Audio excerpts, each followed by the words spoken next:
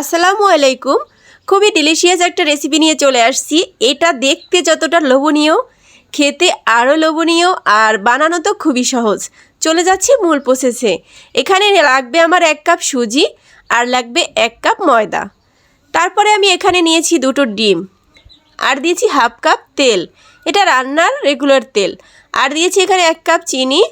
তারপরে দিয়েছি 1 টেবিল চামচ বেকিং পাউডার, 2 টেবিল চামচ দিয়েছি কোকো পাউডার। আরও লাগবে এখানে 1 কাপ লিকুইড দুধ।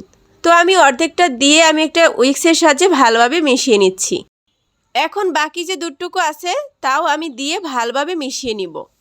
এই মেশানোর কাজটা একটু সময় নিয়ে করতে হবে, কারণ এটার ভিতরে চিনি আছে।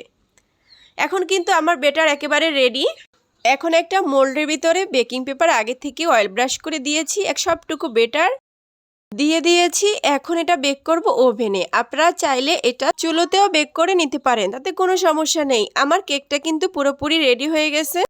সুজির কেক অত পরিমাণে কিন্তু ফুলবে না, এটাই হচ্ছে কথা। এখন আমি ডিমোল্ড করে নিয়েছি আর বেকিং পেপারটা তুলে নিচ্ছি। তারপরে কেকটা আবার উল্টো করে নিয়েছি।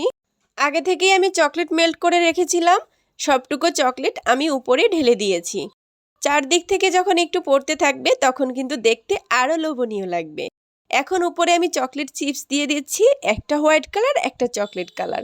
দেখতে কিন্তু খুবই অসাধারণ আর লোভনীয়। ট্রাস্ট মি, এতটাই ডিলিশিয়াস এই খাবারটা, মুখে দিলেই মনে হয় যে সুজির যে কেক একেবারে দানাদার মুখের ভিতরে পড়ে, আর এতটা ভালো লাগে, এটা আসলে বলে বোঝানোর কিছু নেই।